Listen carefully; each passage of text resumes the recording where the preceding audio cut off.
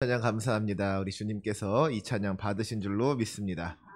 할렐루야. 오늘 이 시간에도 이 귀한 예배 자리로 나와서 은혜를 사모하는 모든 주님의 백성들 가운데 주님의 크신 은총이 함께 하시기를 주님의 이름으로 축원합니다. 오늘 우리가 읽은 이 여호수아 22장 1절로부터 9절까지의 말씀을 보면은요, 거기에 여호수아가 동쪽 지파들을 보내다라는 소제목이 달려 있는 것을 보게 됩니다. 여호수아가 동쪽 지파들을 보내다. 우리가 오늘 이 말씀을 온전히 이해하기 위해서는 시간을 좀 거슬러 올라가서요, 여호수아 이전에 모세 때에 있었던 일을 한번 살펴볼 필요가 있습니다. 원래 하나님께서 이스라엘에게 약속해 주신 가나안 땅은 요단강 서쪽의 땅이었습니다. 그런데 이스라엘이 요단강 동쪽에서 전쟁을 하게 되죠. 이스라엘이 가나안 땅으로 가려고 하는데 요단강 동쪽에 있는 이 나라들이 이스라엘을 가로막는 거예요. 아모리 왕 시혼과 바산 왕 옥이 이스라엘을 막아섭니다.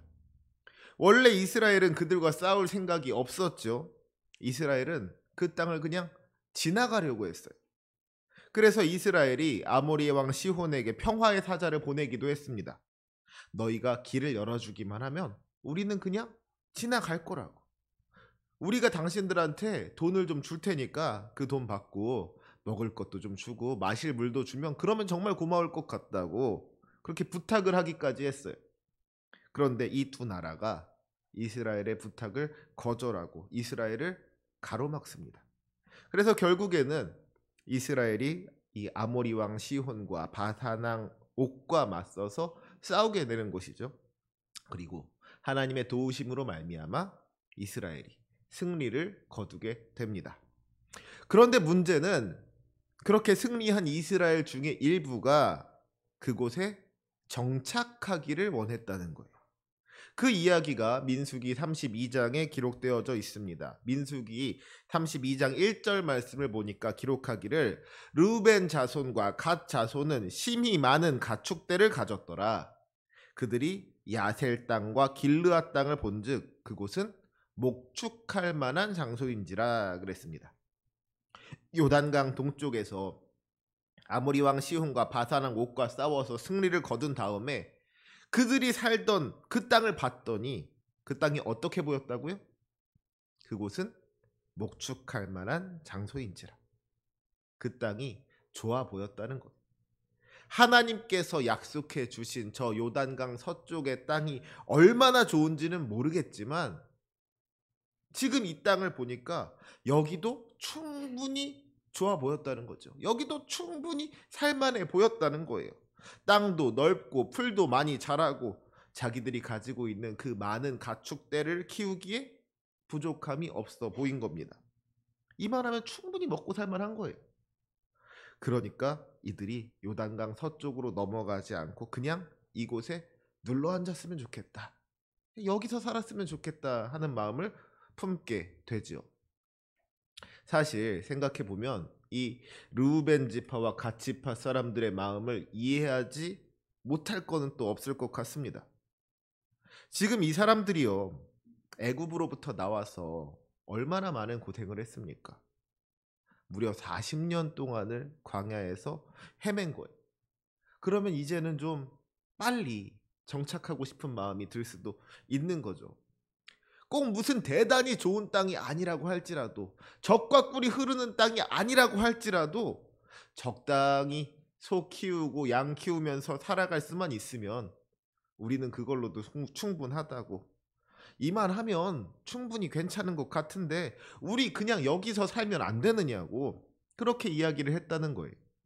이게 참 인간적으로는 충분히 이해가 되는 이야기입니다. 하지만 이것은 사실 자기들만을 생각하는 이기적인 이야기인 것이죠. 이스라엘 공동체 전체를 생각했다면 그러면 안 되는 거였어요. 르우벤 지파와 갓 지파가 우리에게 이 땅을 달라고, 우리가 요단강 건너가지 않게 해달라고 이야기를 하니까 그 이야기를 들은 모세가 하는 말이 뭐예요? 민수기 32장 6절과 7절의 말씀을 보면은 모세가 이 두 지파를 향해서 이렇게 이야기합니다. 너희 형제들은 싸우러 가거늘 너희는 여기 앉아 있고자 하느냐? 너희가 어찌하여 이스라엘 자손에게 낙심하게 하여서 여호와께서 그들에게 주신 땅으로 건너갈 수 없게 하려 하느냐? 그렇잖아요. 40년 동안 그 광야길을 가면서 지친 것은 르우벤 지파와 갓 지파만이 아니었습니다. 다 똑같이 힘들고 다 똑같이 피곤한 거예요. 뭐 누구는 뭐 힘들지 않은 사람이 있었겠습니까? 기운이 넘치는 사람이 있었겠어요? 아니잖아요. 다 똑같이 힘들지만 그래도 주님께서 주신 그 약속의 말씀을 붙잡고서 한 걸음 한 걸음 나아가고 있는 것인데, 여기서 르우벤 지파와 갓 지파가 나는 이제 더 이상 못 가겠다고, 나 그냥 여기서 살고 싶다고 이런 식으로 나와 버리면 다른 지파들 입장에서는 어떻겠어요? 다른 지파들도 힘이 빠지는 것이죠. 이제 조금만 더 가면 하나님께서 약속하신 땅이 나온다. 저 요단강만 건너가면 주님께서 우리를 위해서 예비해 주신 그 땅이 우리를 기다리고 있다. 빨리 가서 저 땅을 정복하고 빨리 가서 저 땅을 차지하자. 이렇게 막 으쌰으쌰 하면서 힘을 내도 모자랄 판에 12지파 중에서 2지파가 우리는 이제 그만 가고 싶다고 주저앉아 버리면 무슨 일이 되겠어요? 이것이 이스라엘 공동체에 엄청난 악영향을 미칠 수가 있는 일인 겁니다. 자칫 잘못하다가는 이스라엘의 가나안 정복이 실패로 돌아갈 수도 있는 거예요. 실제로도 보면은요, 모세에게 와서 요단강 동쪽에서 정착하고 싶다고 했던 것은 르우벤 지파와 갓 지파였습니다. 르우벤 지파와 갓 지파, 이 두 지파가 요단강 동쪽 땅을 달라고 그랬단 말이에요. 그런데 실제로 요단강 동쪽에 정착한 지파가 어떤 지파인가를 보니까 르우벤 지파와 갓 지파 이외에도 므낫세 반 지파가 요단강 동쪽에 정착하게 되는 것을 보게 됩니다. 무슨 말이에요? 르우벤 지파와 갓 지파가 요단강 동쪽에서 살고 싶다고 이야기를 하니까 그 이야기를 들은 므낫세 지파의 절반 정도가 그래? 그럼 우리도 여기 살래. 그들의 영향을 받게 되었다는 것이죠. 결국 이것이 어느 한두 지파만의 문제로 끝나는 것이 아니었다는 거예요. 이스라엘 전체의 문제가 되고야 말았다는 겁니다. 그래서 모세가 르우벤 지파와 갓 지파를 엄하게 꾸짖는 거예요. 너희들이 자꾸 이런 식으로 나오면 하나님께서 진노하실 것이다. 하나님께서 다시 이 백성을 광야에 버리실 것이다. 너희들 이러면 안 된다. 정말로 안타까운 마음을 가지고 그들의 마음을 돌이키려고 애를 쓰는 거죠. 하지만 르우벤 지파와 갓 지파의 마음이 변하지를 않습니다. 이미 그 마음을 이 요단강 동쪽 땅에 빼앗겨 버린 거예요. 그래서 막 모세가 혼을 내는데도 이 땅에 정착하고자 하는 그 마음을 바꾸지를 않습니다. 결국 그래서 어떻게 돼요? 뭐 싫다는 거 억지로 끌고 갈 수 없는 거잖아요. 결국 그들이 요구한 대로 그들에게 요단강 동쪽 땅을 내어주게 됩니다. 다만 그러면서 조건을 한 가지 제시하는데, 그것이 무엇이냐? 여자들과 어린아이들은 그 땅에 머무르게 하고 남자들은 요단강을 건너서 같이 싸워달라는 거예요. 요단강 같이 넘어가서 그 가나안 땅 정복 전쟁에 동참해 달라는 겁니다. 너희들이 원하는 대로 이 요단강 동쪽 땅 너희에게 줄 테니까 대신에 너희의 형제들이 요단강 넘어 저 서쪽 땅을, 가나안 땅을 정복할 수 있도록 끝까지 같이 싸워달라 그런 거예요. 결국 그렇게 말하자면 어떤 협상의 과정을 거쳐서 결국 르우벤 지파와 갓 지파와 므낫세 반 지파가 요단 동쪽 땅에 정착하게 됩니다. 먼저 여인들과 어린아이들이 안전하게 지낼 수 있도록 그 땅에 견고한 성읍을 세우고요. 또 가축들을 키울 수 있도록 우리도 만들고요. 그 모든 일이 다 끝난 다음에 남자들은 요단강을 넘어가서 가나안 정복 전쟁에 동참하게 되는 거예요.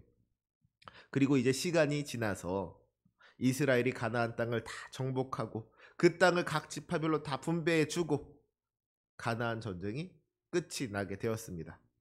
그러니까 이제 르우벤 지파와 갓 지파와 므낫세 반 지파가 요단강 동쪽으로 돌아갈 때가 된 거예요.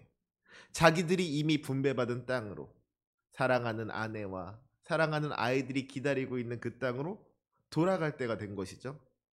오늘 우리가 읽은 이 여호수아 22장 1절부터 9절까지의 말씀을 보면은 여호수아가 르우벤 지파와 갓 지파와 므낫세 반 지파 사람들을 불러서 그들을 축복하고 요단강 동쪽으로 돌려보내는 모습이 기록되어져 있습니다. 제일 먼저 오늘 본문 2절과 3절을 보면은요, 여호수아가 이 요단강 동쪽 지파들을 칭찬하는 것을 볼 수가 있습니다. 우리 2절과 3절 말씀 다시 한번 읽어볼까요? 함께 읽겠습니다. 시작. 그들에게 이르되 여호와의 종 모세가 너희에게 명령한 것을 너희가 다 지키며 또 내가 너희에게 명령한 모든 일에 너희가 내 말을 순종하여 오늘까지 날이 오래도록 너희가 너희 형제를 떠나지 아니하고 오직 너희의 하나님 여호와께서 명령하신 그 책임을 지키도다. 아멘. 지금 이 요단강 동쪽 지파들, 르우벤 지파와 갓 지파와 므낫세 반 지파들은 요단강 동쪽에서 이미 땅을 분배받은 거잖아요. 그러니까 이 요단강 서쪽에서 가나안 땅에서 열심히 싸운다고 해서 뭘 더 얻을 수 있는 건 아니었어요. 이미 요단강 동쪽에서 자기 기업을 분배받았기 때문에 요단강 서쪽에서는 분배받을 기업이 없는 겁니다. 여기서 뭐 열심히 싸운다고 해서 땅 더 주거나 하지 않는다는 거예요. 그러니까 이들이 가나안 땅에 와서 싸우는 것이 자기들이 얻을 땅을 위해서 싸우는 게 아니죠.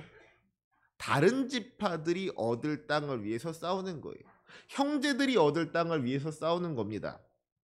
그러면요, 사실 그러면 안 되는 거지만 솔직하게 이 인간적인 마음으로는 그 싸움에 나설 때 열심을 내지 않을 수도 있는 겁니다.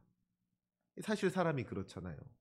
화장실 들어갈 때 마음이 다르고 나올 때 마음이 다르다고 하잖아요. 땅을 분배받기 전에는 이 땅을 주시면 우리가 정말 열심히 싸우겠습니다. 약속하고 맹세할 수 있겠지만 막상 땅을 분배받은 다음에는 그 마음이 바뀌어가지고 나 이미 받을 거 다 받았으니까 적당히 대충 하려고 할 수도 있는 거거든요. 이 사람들이 요단강 동쪽에서 자기 기업을 분배받았다는 게 뭐예요? 요단강 동쪽에 가면은 집도 있고 아내도 있고 애들도 있고 가축들도 있다는 거예요. 그러면 이 사람들이 싸우러 가면서 어떤 마음을 품을까요? 어떻게 하면 이길 수가 있을까? 어떻게 하면 승리할 수가 있을까? 이 전쟁에서의 승리에 초점을 맞추기보다는 어떻게 하면 내가 무사히 살아서 나를 기다리고 있는 가족들의 품으로 돌아갈 수가 있을까? 내가 사랑하는 우리 아내에게로, 내가 사랑하는 우리 아이들에게로 돌아갈 수가 있을까? 여기에 더 관심을 둘 수가 있다는 거예요. 그러니까 전쟁을 하면서 싸움을 하면서 열심을 내지 않을 수 있다는 겁니다. 솔직히 그렇잖아요. 난 이미 받을 거 다 받았는데 열심히 할 거 뭐가 있나? 이런 생각할 수 있는 거잖아요.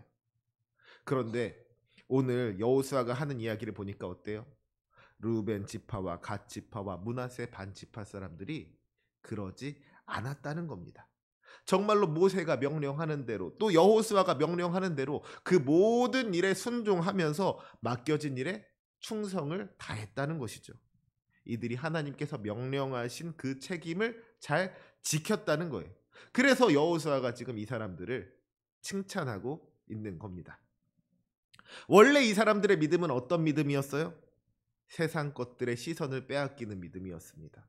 이만하면 먹고 살만해 보이니까, 여기가 조금 괜찮아 보이니까 그냥 거기에 주저앉고 싶어하는 그런 믿음이었어요. 주님의 약속을 바라보기보다 당장 눈에 보이는 이 세상 것들을 바라보았다는 겁니다. 당장 힘들고 피곤하니까 이제는 더 이상 고생하기 싫다고, 이제는 좀 정착하고 싶다고, 육신의 평안함을 얻기 위해서 하나님의 약속을 포기해버리는 그런 연약하고 나약한 믿음이 이 요단강 동쪽 지파들의 믿음이었던 거예요. 하지만 그럼에도 불구하고 우리가 요단강 동쪽 지파들의 믿음을 그저 깎아낼 수 없는 것은 이들이 그 요단강 동쪽 땅을 받은 다음에는 끝까지 자기에게 맡겨진 사명을 감당해냈다는 것이죠. 이들의 믿음은 분명 연약한 믿음이었습니다. 주님께서 주실 기업을 기대하면서 믿음으로 순종하는 그런 믿음은 아니었어요. 하지만 그들이 원했던 대로 요단강 동쪽 땅을 기업으로 받은 다음에는 자기들이 받은 은혜에 합당한 순종과 충성을 다한 줄로 믿습니다. 적어도 은혜를 받고서 받은 은혜를 잊어버리고서 해야 할 일 하지 않는 그런 무책임한 모습을 보이지는 않았다는 거예요. 이 싸움을 싸운다고 해서 내가 더 얻을 것이 없는데도 불구하고 형제들을 위하여서 또 하나님을 위하여서 맡겨진 사명에 끝까지 순종하는 믿음, 책임을 다하는 믿음이 이들에게 있었다는 것이죠. 받은 은혜를 잃어버리지 아니하고 그 은혜에 합당한 모습으로 나아가는 그런 믿음이 있었다는 겁니다. 그래서 결국 어떻게 되었어요? 모세에게 책망받았던 이 요단강 동쪽 지파들이 여호수아로부터 칭찬을 받게 되었습니다. 믿음이 성장하게 된 것. 사랑하는 우리 성도 여러분, 우리의 믿음도 성장할 수 있기를 원합니다. 요단강 동쪽 지파들이 비록 처음에는 책망받는 믿음으로 시작했지만 결국에는 칭찬받는 믿음으로 나아갈 수 있었던 것과 같이 우리의 믿음이 지금은 조금 연약하고 지금은 좀 부족할지라도 그저 거기에 머물러 있는 것이 아니라 조금씩 자라나서 마침내 칭찬받는 믿음까지 나아가야 된다는 거예요. 우리에게 주신 주님의 말씀에 순종하면서 주님께서 맡겨주신 사명을 감당하면서 하루하루 살아갈 때에 마침내 우리의 믿음이 성장하게 되는 줄로 믿습니다. 바라기는 이 시간 예배하는 우리의 안에 주님께서 기뻐하시는 믿음의 변화가 나타날 수 있기를 원합니다. 세상 것들을 바라보던 연약한 믿음이 주님을 바라보는 굳건한 믿음으로 변화되어지기를 소망합니다. 싸움을 피하여 주저하는 믿음에서 선한 싸움을 싸우고 승리하는 능력 있는 믿음으로 변화될 수 있기를 원합니다. 나만 잘 먹고 잘 살면 그것으로 족하다고 생각하던 이기적인 믿음에서 형제를 떠나지 아니하고 형제를 위하여 싸울 수 있는 헌신적인 믿음으로 변화될 수 있기를 원합니다. 주님께서 이끄시는 대로 하루하루 작은 일에 순종하며 나아갈 때에 우리의 믿음이 성장되어서 책망받는 믿음에서 칭찬받는 믿음으로 놀라운 변화가 나타나게 될 것을 믿습니다. 순종함으로 그 축복을 경험하는 저와 여러분이 되시기를 주님의 이름으로 부탁을 드립니다. 그래서 이제 여호수아가 요단강 동쪽 지파들을 자기의 소유지로 돌려보내는 이야기가 쭉 기록되고 있는데요. 여호수아가 이 요단강 동쪽 지파들을 보낼 때 그냥 보내는 것이 아니고 축복하여 보내는 것을 보게 됩니다. 6절 말씀에 보니까 뭐라 그랬어요? 여호수아가 그들에게 축복하여 보내매 그들이 자기 장막으로 갔더라 그랬습니다. 또 7절에도 보니까 7절 말씀 후반절에 기록하기를 여호수아가 그들의 장막으로 돌려보낼 때에 그들에게 축복하고 그랬습니다. 이 요단강 동쪽 지파들이 지금까지 얼마나 수고하고 헌신했는지를 여호수아가 다 아니까 이제 그들을 돌려보내면서 거듭 축복하면서 보냈다는 것이죠. 그러면서 오늘 말씀을 자세히 살펴보면 여호수아가 이 집으로 돌아가는 요단 동쪽 지파들에 대해서 두 가지로 당부의 말을 하고 있는 것을 보게 됩니다. 먼저 우리 5절의 말씀을 같이 한번 읽어볼까요? 5절 말씀 함께 읽겠습니다. 시작. 오직 여호와의 종 모세가 너희에게 명령한 명령과 율법을 반드시 행하여 너희의 하나님 여호와를 사랑하고 그의 모든 길로 행하며 그의 계명을 지켜 그에게 친근히 하고 너희의 마음을 다하며 성품을 다하여 그를 섬길지니라 하고. 아멘. 여호수아가 요단 동쪽 지파들에게 한 첫 번째 당부의 말은 말씀을 지키라는 것이었습니다. 이제 너희들이 저 요단강 동쪽으로 돌아가게 될 텐데 거기 가서도 늘 주님의 말씀대로 순종하는 삶을 살라는 거예요. 이스라엘이 가나안 땅을 정복하면서 가장 절실하게 깨달았던 게 뭐예요? 우리 하나님이 약속을 지키시는 분이시고 말씀대로 이루시는 신실하신 분이라는 거였잖아요. 제가 지난 시간에 말씀드리기를 여호수아서에서 가장 중요한 말씀, 여호수아서의 아주 핵심되는 말씀을 한 절만 찾자면 여호수아서 21장 45절이라고 그랬습니다. 여호와께서 이스라엘 족속에게 말씀하신 선한 말씀이 하나도 남음이 없이 다 응하였더라. 이스라엘이 가나안과의 전쟁에서 승리하고 땅을 차지하고 안식을 누리게 된 그 모든 것들이 다 하나님의 언약의 성취였다는 거예요. 하나님께서 말씀하신 대로 이루어졌다는 것이죠. 오늘 본문 4절 말씀에서도요, 여호수아가 하는 말이 뭐예요? 이제는 너희의 하나님 여호와께서 이미 말씀하신 대로 너희 형제에게 안식을 주셨으니 그랬습니다. 여기 아주 중요한 두 가지 핵심이 담겨져 있는 거예요. 첫 번째로 주님께서 안식을 주셨다 그랬습니다. 이스라엘 백성들이 가나안 땅에 살고 있던 저 이방 족속들과의 전쟁에서 승리하고 안식을 누리게 되었는데 이 모든 것이 어디서부터 온 것이냐? 바로 하나님으로부터 온 것이라는 거예요. 이스라엘이 자기의 힘과 지혜와 능력으로 그 안식을 얻어낸 것이 아니라는 것이죠. 자기들의 힘과 지혜와 능력으로 그 안식을 이루어낸 것이 아니라는 거예요. 하나님께서 그들에게 안식을 주셨다는 겁니다. 하나님께서 이 모든 일을 이루셨다는 믿음의 고백이 이 안식을 주셨으니 라는 말에 들어있는 거예요. 하나님께서 이스라엘에게 안식을 주셨습니다. 이스라엘은 주님께서 주시는 그 안식을 받은 거예요. 이스라엘이 누리게 된 안식을 이스라엘이 만들어낸 것이 아니고 이스라엘이 이루어낸 것이 아니라 어디까지나 하나님께서 주신 것이다. 이것을 분명하게 선포하고 있는 것이죠. 그리고 또 한 가지, 그렇게 하나님께서 안식을 주시는데 어떻게 주세요? 너희의 하나님 여호와께서 이미 말씀하신 대로 주신다 그랬습니다. 주님께서 이스라엘에게 안식을 주시는데 어느 날 갑자기 주시는 것이 아니고 내가 장차 너에게 안식을 주겠노라 약속의 말씀을 주신 다음에 그 약속의 말씀을 이루시는 방법으로 일하신다는 거예요. 그래서 여호수아가 요단 동쪽 지파들에게 당부하는 게 뭐예요? 그 하나님의 말씀을, 그 하나님의 약속의 말씀을 굳게 붙잡으라는 겁니다. 하나님의 말씀대로 살라는 거예요. 특별히 이 5절 말씀을 가만히 살펴보면은요, 말씀을 지키는 우리들의 모습이 어때야 하는지를 알 수가 있습니다. 5절 말씀 같이 한번 보세요.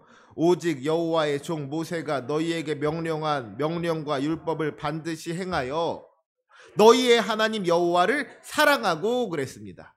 너희의 하나님 여호와를 사랑하고 또 그의 모든 길로 행하며 그의 계명을 지켜 그에게 친근히 하고 너희의 마음을 다하며 성품을 다하여 그를 섬길지니라 그랬어요.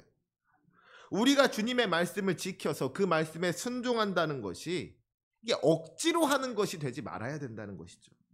주님의 말씀을 어겼다가는 혹시라도 벌을 받을까 봐서 마지 못해서 억지로 그 말씀에 순종한다면 그것은 올바른 순종이 아닌 겁니다. 그렇죠? 주님의 말씀을 지키는 것도 중요하지만 정말 중요한 것은 우리가 주님의 마음을 지킬 때 어떤 마음으로 지키느냐 하는 것 아니겠습니까? 우리 주님은요, 우리 마음의 중심을 살피시는 분이라 그랬습니다.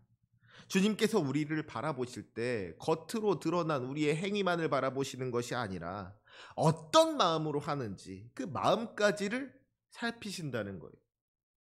우리가 주님의 말씀에 순종하기는 하는데 하기 싫은 거 억지로 참아가면서 겨우겨우 그 일 감당한다면 과연 주님께서 그 순종을 기뻐 받으실 수가 있겠습니까? 아니죠. 그 모습을 바라보시는 주님의 마음이 얼마나 안타까우시겠어요.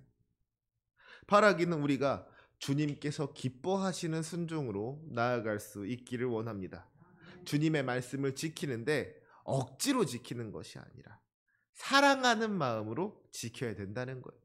우리를 너무나도 사랑하시는 주님, 우리의 아빠, 아버지 되시는 우리 주님을 친근히 여길 수 있어야 되는 겁니다. 마음 없이 겉으로만 주님을 높이는 것이 아니라 정말로 마음을 다하며 성품을 다해서 우리 주님을 섬길 수 있어야 된다는 거예요. 그래야지 우리 주님께서 기뻐하시는 것이고 또 그래야지 우리가 복을 받을 수가 있는 줄로 믿습니다. 사랑하는 우리 성도 여러분, 오늘 우리는 어떤 마음으로 주님의 말씀에 순종하고 있습니까? 지금 이 시간 이 예배의 자리로 나오면서도요, 정말로 은혜를 사모하는 마음 가지고 오늘은 주님께서 나에게 어떤 은혜를 허락하여 주실까 기대하는 마음을 가지고 이 자리에 나온 분들이 있는가 하면은요, 아무런 감동 없이 아무런 기대 없이 그저 습관적으로 이 예배의 자리에 나온 분들이 있을 수도 있는 거예요.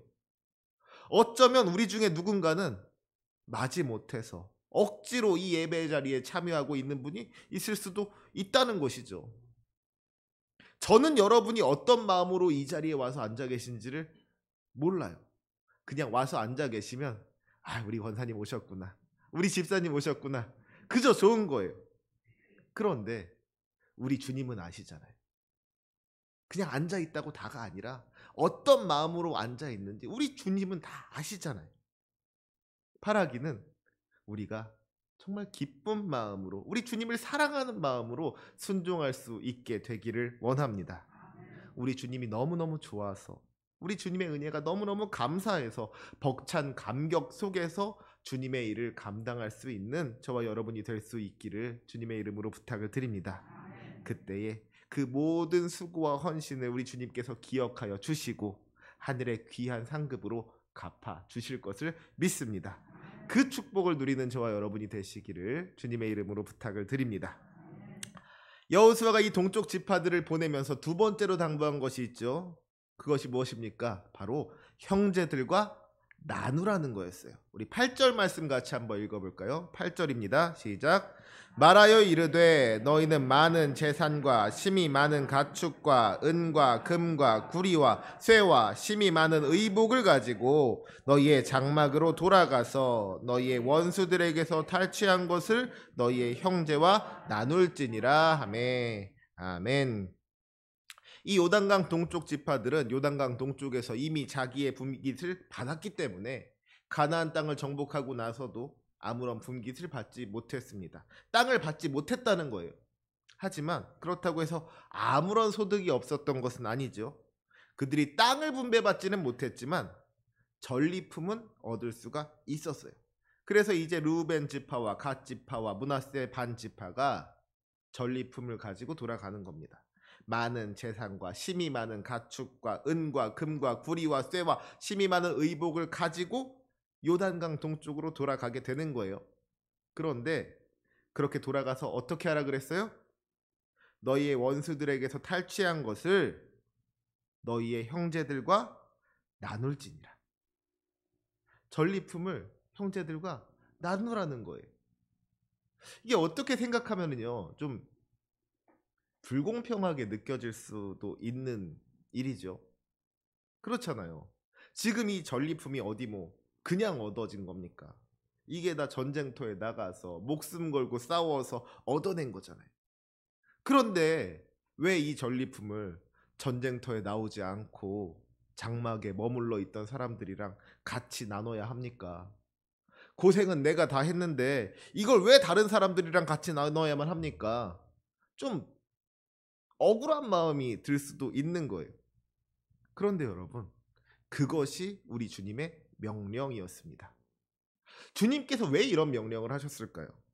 제가 생각할 때는 여기에 두 가지 이유가 있는 것 같아요. 주님께서 전리품을 나누라고 하신 첫 번째 이유는요, 그 모든 것이 다 우리 주님께서 주신 것이기 때문입니다. 그 모든 것이 다 우리 주님으로부터 말미암은 것이라는 이야기예요. 여러분, 조금 전에 이 사람들이 좀 억울할 수도 있겠다 그랬어요. 그런데 가만히 생각해 보면 이 사람들이 왜 억울한 거예요? 내가 전쟁에 나가서 얻어낸 것인데 전쟁에 나가지 않은 사람들이랑 나눈다는 게, 이게 억울한 거잖아요.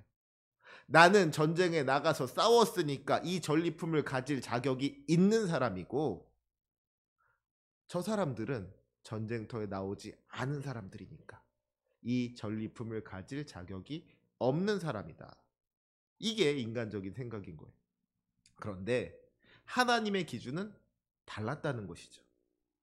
사실 엄밀히 말해서 그 전리품이 어디서 나온 거예요? 어떻게 그 전리품을 얻게 되었습니까?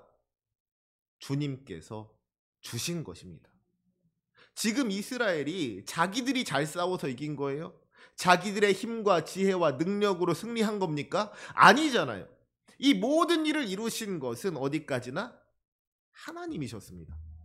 하나님께서 이기게 해주셨고 하나님께서 그 전리품 얻게 해주신 거예요. 사람들은 자기가 수고하고 노력해서 자기 힘으로 얻어낸 것처럼 생각을 하지만 사실은 그게 아니라는 것이죠.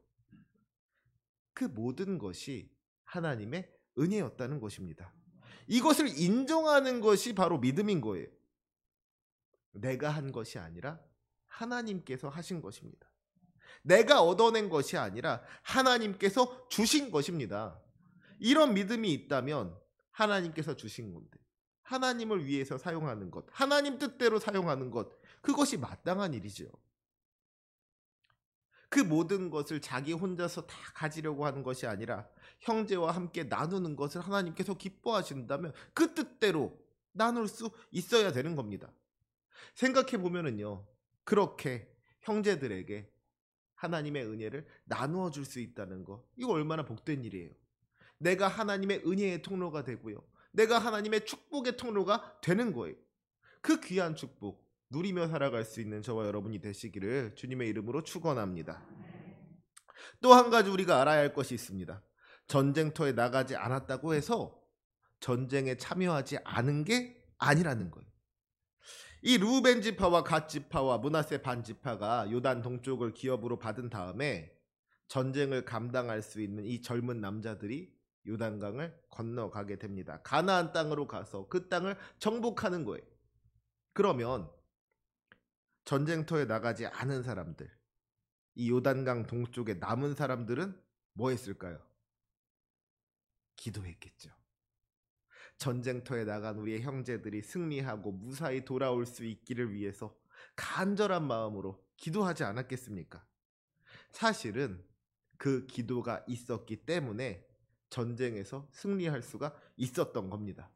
그 기도의 능력이 없이 자기들의 힘만으로 승리했다고 생각해서는 안 되는 거예요. 출애굽기 17장을 보면은요, 이스라엘이 아말렉과 맞서 싸우는 장면이 등장을 합니다.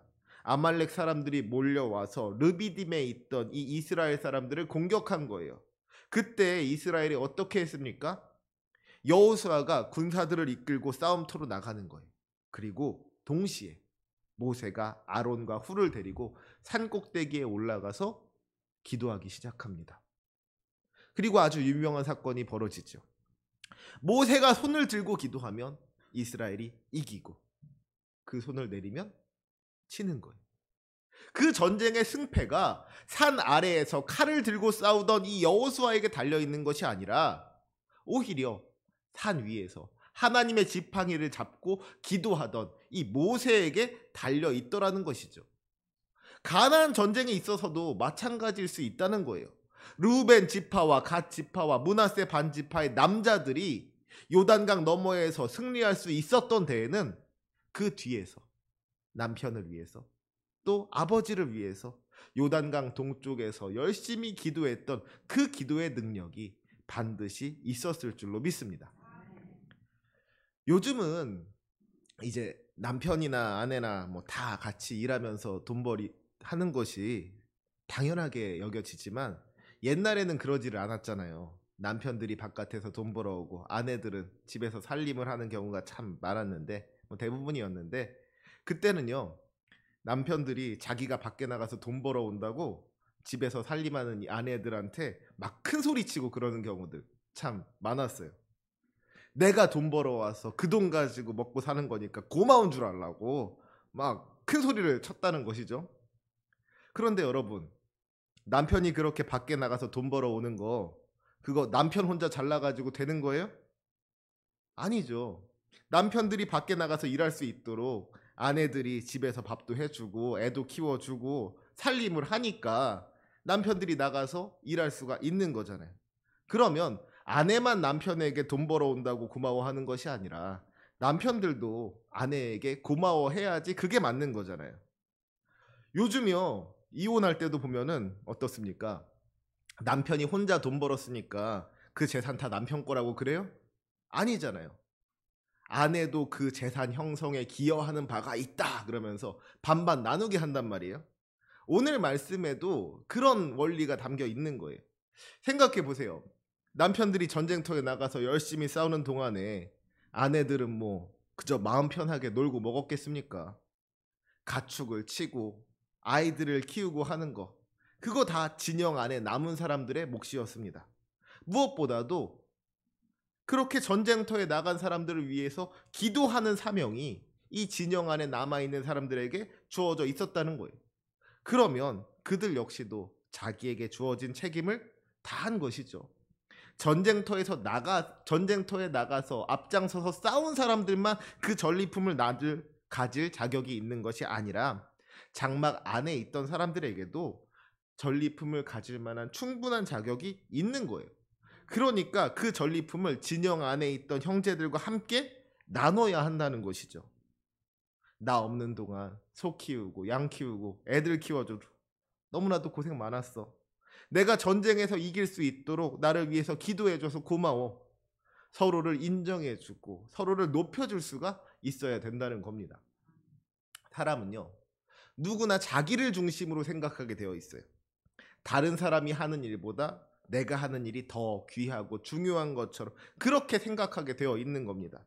다른 사람이 하는 건 좀 별거 아닌 것처럼 느껴지고 내가 한 일은 크게 느껴지고, 그래서 나는 이거 가질 자격이 있고 너는 그거 가질 자격이 없고, 이렇게 생각하기 쉬운 게 우리 사람들의 마음인 것인데, 오늘 우리 말씀이 우리에게 명령하고 있는 게 뭐예요?